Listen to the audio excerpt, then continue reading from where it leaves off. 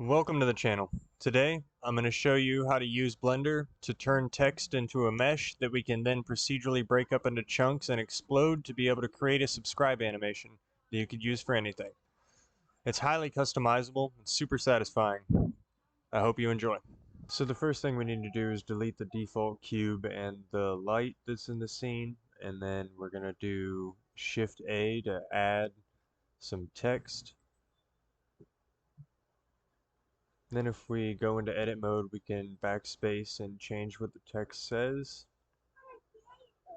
Go back to object mode and press R to rotate it, followed by X to rotate it on the X axis. I want to do 90 degrees here.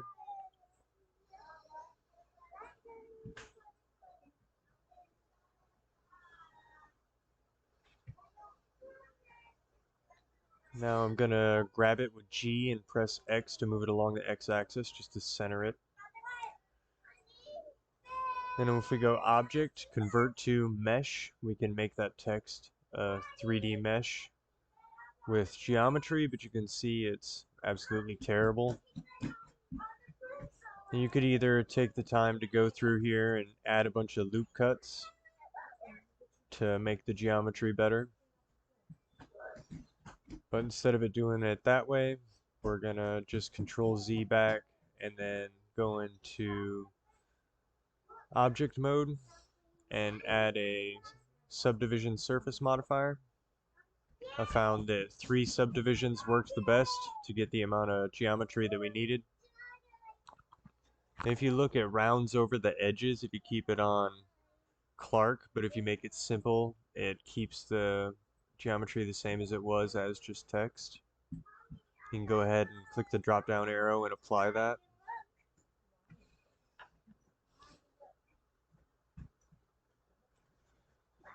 Next, we need a solidify modifier. You can choose whatever thickness you want. You want to make sure that rim fill is checked.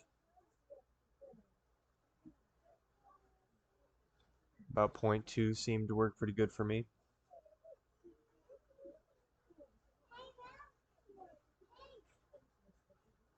Go ahead and apply that. Now if we go into edit mode, you can see it actually has some decent geometry to work with now. I'm going to add a loop cut down the center of all of the letters just to help out with the material and with the simulation. More geometry means it has more to work with. This is going to make your end result a lot better. Now if we right click, we can set the origin to the geometry, just so if we do want to end up scaling it, it does it to it all equally.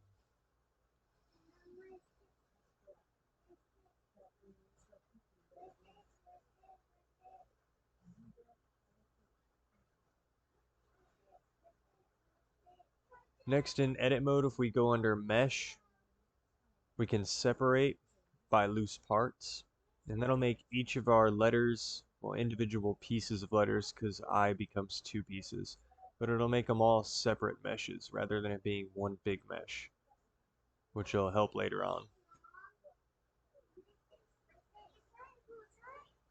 But depending on what you wanted to do, you could totally keep it one mesh.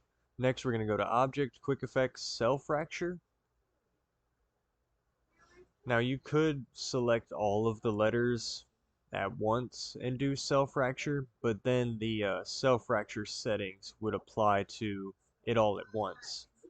And I want it to have individualized segments. So we're going to do it one letter at a time. 50 I found works pretty good. In these settings you can even add a material offset for the center, but for this tutorial I didn't bother doing that. And you can see this nice little animation pops up where it generates a cube that is procedurally shattered and then breaks your mesh into those chunks that it cuts out with kind of a Boolean effect. Now if you select, you can drag out the original mesh. I grab it with G and then press Y to move it on the Y axis. And now you see we have the broken mesh and the original mesh. And I move them out all to the same increment on the Y axis. And so here we're just going to run through, we're going to do quick effects, cell fracture, and it remembers the settings from the last time you click it, so you can just go ahead and click OK again, and it's going to run the little animation while it figures everything out. And once again, you can select a hold of the original and drag it out of there, which sometimes it does try to select an individual piece, but if you just click around, you'll eventually get the whole thing, and you can move that out of there.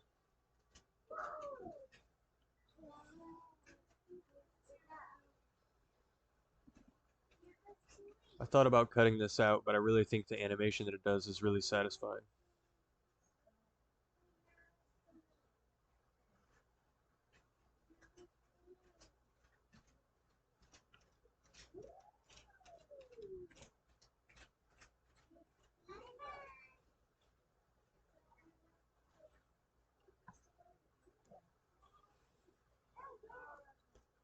It's not super important to make sure that they're all lined up behind there, but I just wanted to make all of them line up so that later on when we're using it as our collision uh, or our collision object, or the thing that starts our simulation when it does collide, I guess is more accurate, that I wanted all of the letters to start the simulation at the same time. So I wanted them all to hit at the same time.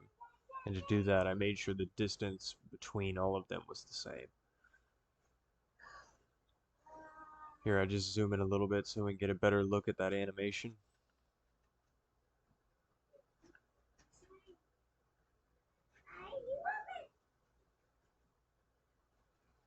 It's so cool.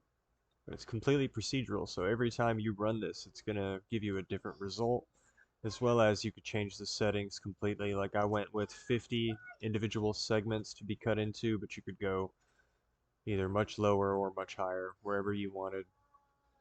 50 seemed to be what I wanted for this effect, so that I had some big chunks and some really small ones mixed in there. I tried with 25, and that ended up with some mostly just big chunks, and I did it with 100, and it seemed like that was far too many small pieces. It made everything just look like a bunch of splinters. And so we just run through here with the 50.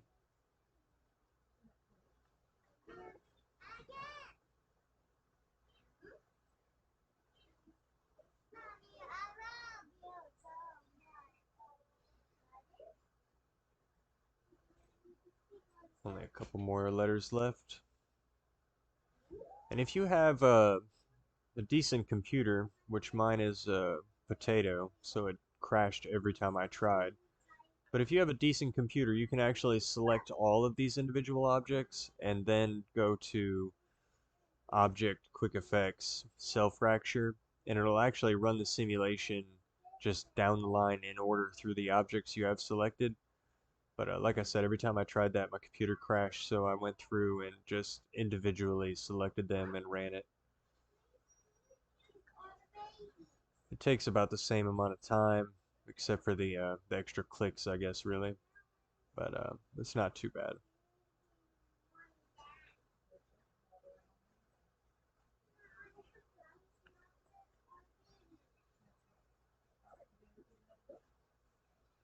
And this is in real time, how long it took my computer to think about every one of these.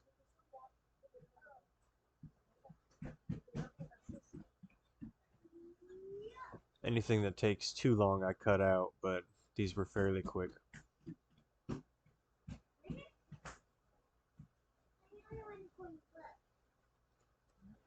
Sometimes I noticed when you run the cell fracture, because I've attempted to make this tutorial about 20 times, because I kept messing up one thing or another along the way and just didn't work out. But sometimes when you run the cell fracture, some of the pieces of the little boolean animation will remain after it's finished, which is super weird. But you'll see them like sticking off of the main structure of the letters. And if that does happen, you can just select them and delete them and get them out of there. But as long as you follow all these steps, it should work out for you just fine.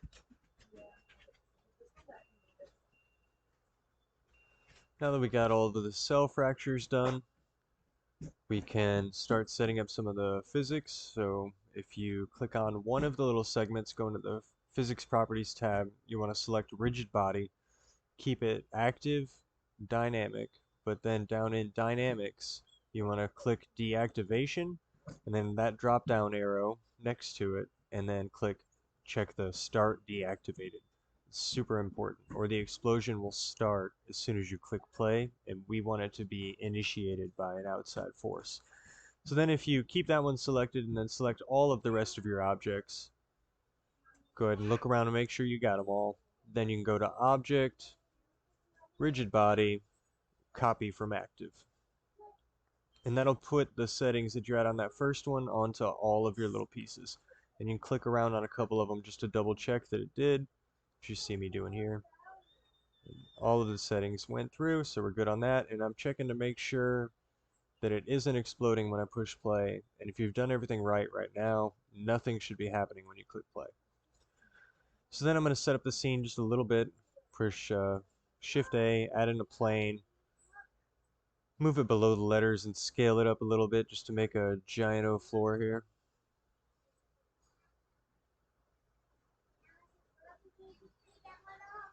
Which is way bigger than I needed, but I just wanted to make sure none of the edges were in the frame, so why not?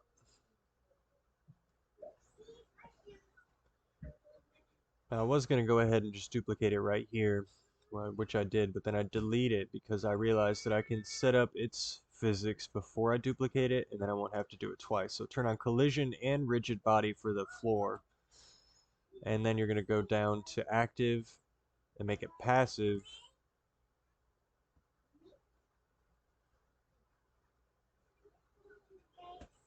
And then change the shape to mesh,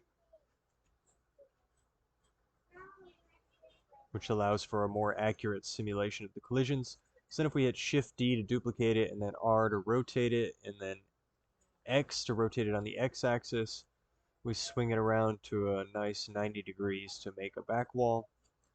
And because we duplicated the floor that already had the physics properties, the back wall also does.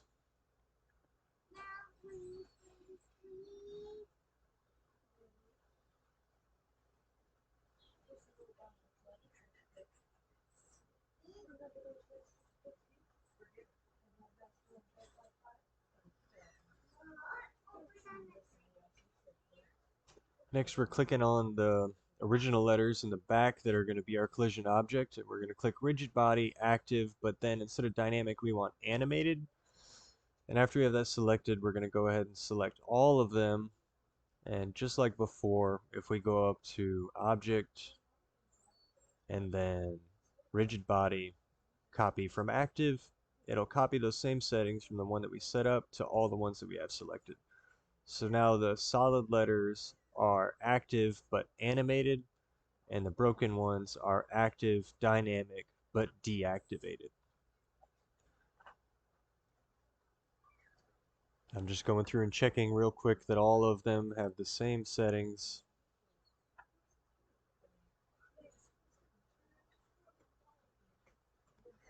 Then we're going to add a keyframe for all of them in their current location and rotation. Also scale if you plan on changing the scale at all, but I don't think I end up doing that. And if we go forward a couple frames, I'll start with 20 here, and then push G to grab it, and Y to move it along the Y-axis until it is inside of the other mesh, the shattered ones, so that they will have a collision.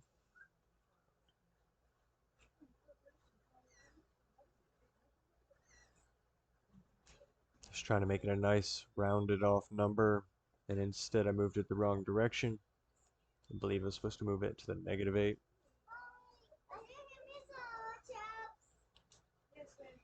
But once you've got it in the position that you want it to end up in for the collision, you can go ahead and put your mouse somewhere in the 3D viewport and press I to insert another keyframe, do location and rotation at least, but also scale if that's what you're doing. Now if we scrub back and forth between the 1st and 20th frames where you have the keyframe set up, you can see that the meshes of the solid letters move back and forth as we have instructed them to do so.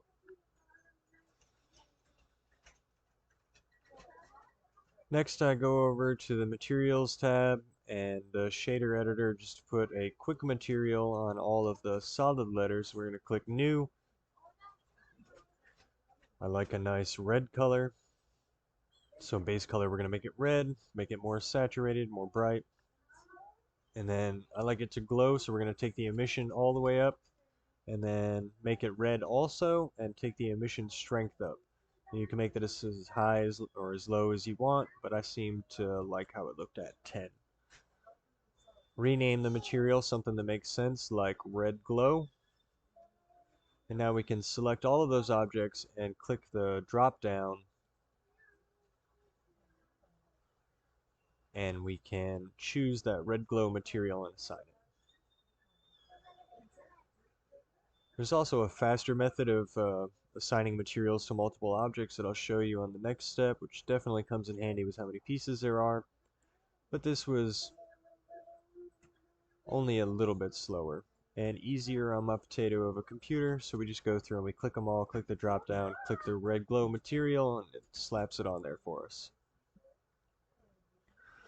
Now that we have all of those letters assigned a material, we need to give a material to the broken pieces.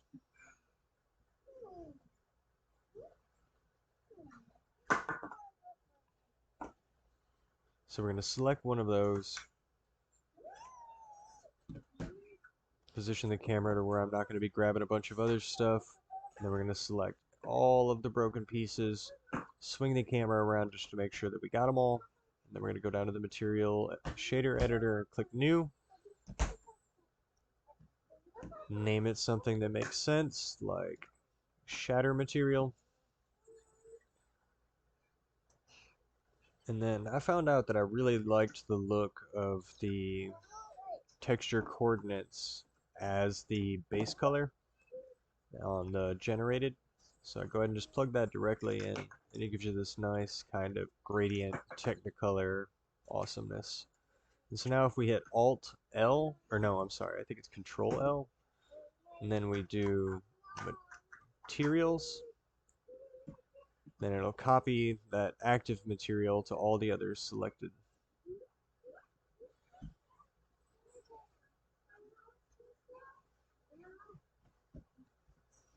We're going to change the render engine from Eevee to Cycle so we can get the awesome reflection of all that glow.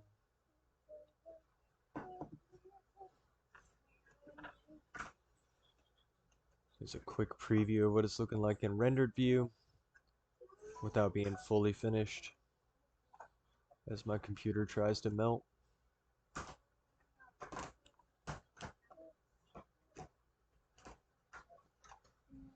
Name the material something that makes... Oh, then we're going to select the plane and name the material something that makes sense.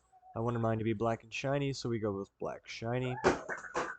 Take the metallic all the way up, and then the base color, make it black. Also later on, I made the roughness 0, but I think I skip it for right now.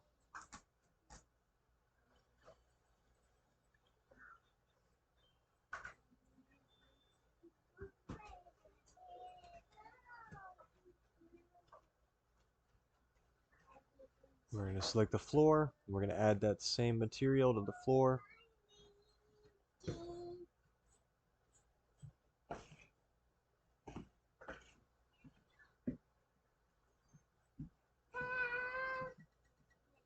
Now we're going to go back to the timeline. We need to bake in our physics simulation,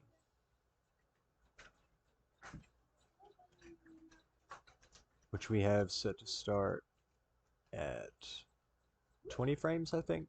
It may have been 10.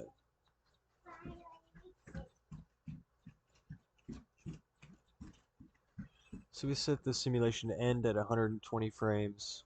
Switch it over to the GPU real quick. Turn on denoising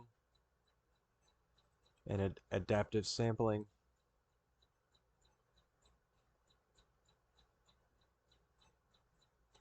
You could also speed up your renders by lowering this total number of light bounces, but I don't mess with that.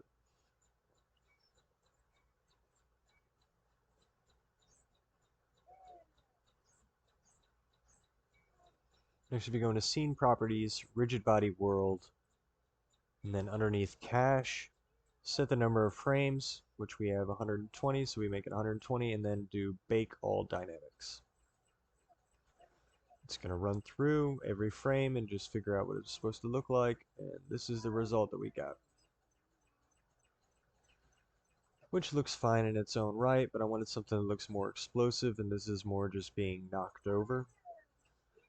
So we're going to go ahead and we're going to select all of our objects, delete the keyframe at 20 frames, and delete the bakes, and we're going to remove the keyframe to 10, just so it's twice as fast, and see what that looks like. Because it's all physics-based, the collision object moving faster will result in the destruction being faster.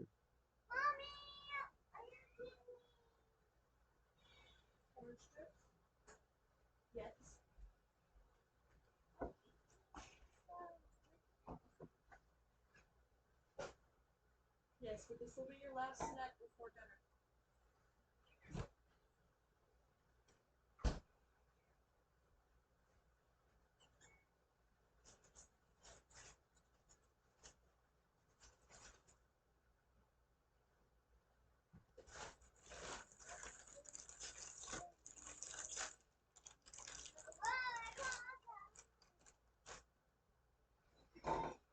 Now, every time you change any of these keyframes or anything like that, you have to delete the old bake and rebake the simulation, but even with my potato over computer, it only takes a second.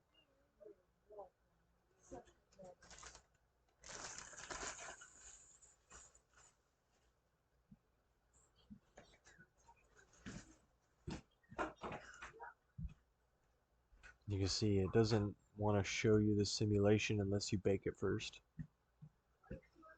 Let's go ahead and bake all dynamics again.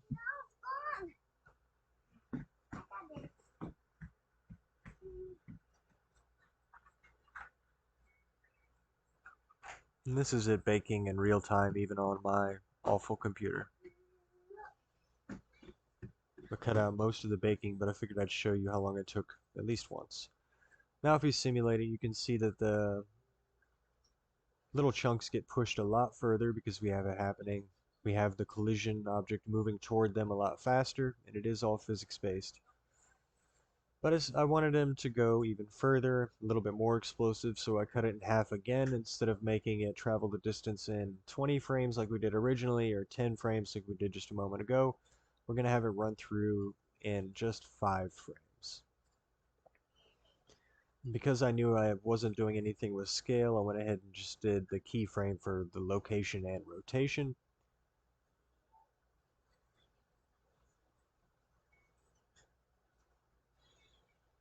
We're going to go ahead and bake that. And this is the result we get. Much more like what I wanted. Very explosive, sending the chunks flying forward. This is just a roughly top-down view, trying to get most of the chunks in the frame. Excuse me. You can see they really do get going, flying nearly all the way to our edge over there.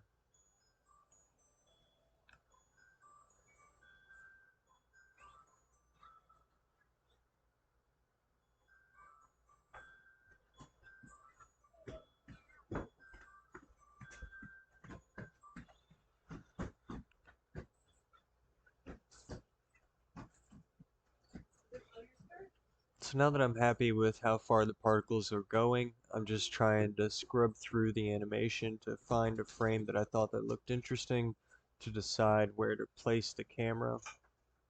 And then if you select the camera and then press Control-Alt-0, that'll set the camera's location to the angle and position of your viewport. If you press R to rotate, it just turns it on that axis, but if you grab it with G when you have the camera selected, you can actually pan it around, kinda, I guess would be the right word to use. Now that I have everything in frame the way that I want on the first frame, I press I to insert a keyframe for the camera's position or location and rotation. Next we're gonna find another angle that we'd like, scrub forward a little bit, insert another keyframe by pressing I and selecting location and rotation. But again, you have to have the camera selected and your cursor somewhere in the 3D viewport. Of course, you have to move the camera first to the position you want to set it to.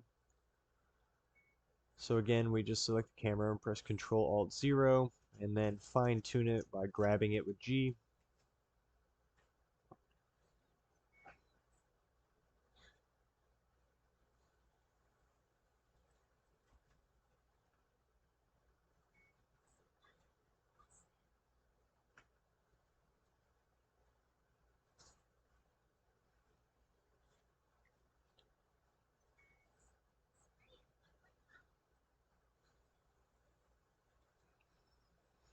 Now I'm just checking out the camera swing that we have set up between those two keyframes.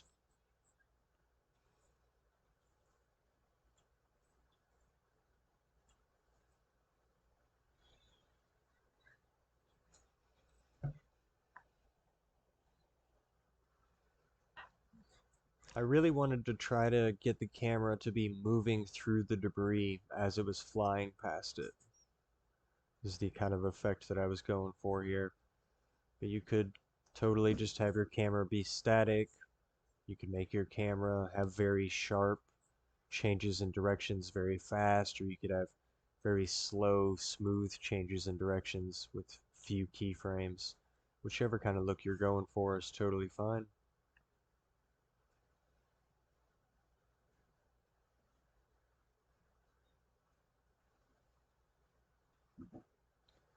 And I really liked how it looked when the camera was close to the collision plane for the floor, so you can just kind of see the little chunks rolling past you.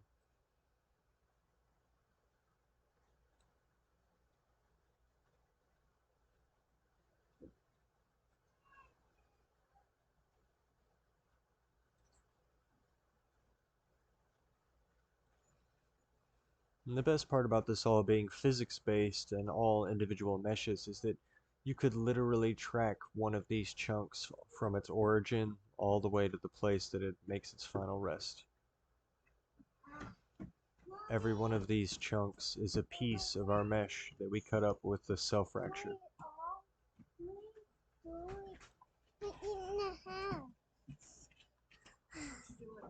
We're so powerful.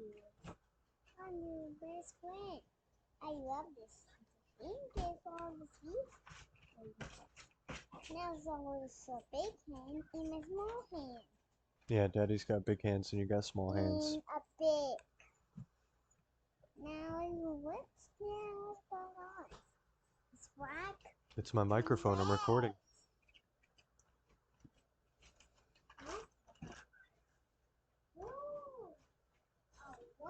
Unicorn bloke.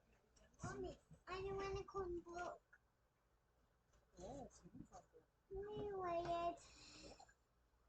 Thank you. Let's go weigh it.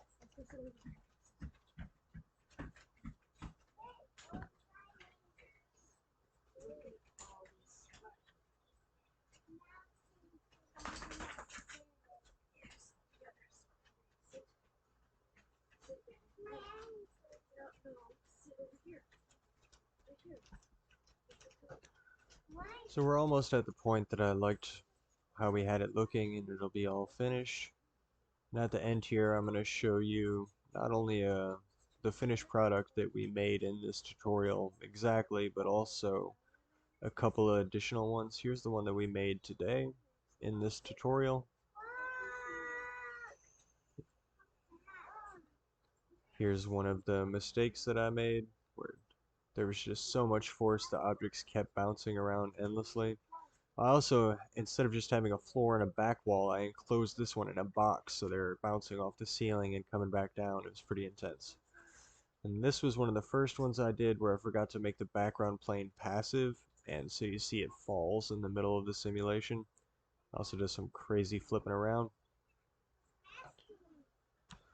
If you want to get this whole effect where it shatters and then comes back together again, all you have to do is after you render your animation, open up the video editor in Blender and import your movie strip and then duplicate that strip and put them end to end. And on your second duplicated strip, you're going to go under video and check reverse frames. And then as long as there's no gap, it'll just be your explosion animation, and then it'll switch into the explosion reforming back together seamlessly. It looks pretty cool. You can see it there in the video.